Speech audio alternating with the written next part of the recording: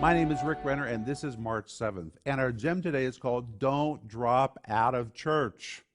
And our scripture is Hebrews 10, verse 25, where the Bible says, not forsaking the assembling of ourselves together as the manner of some is. Some people are in the habit of not going to church.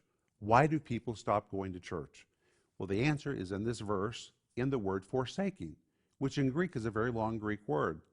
It's the Greek word ek, which means out, the word kata, which means down, the word lepo, which means behind. Compound the three words together.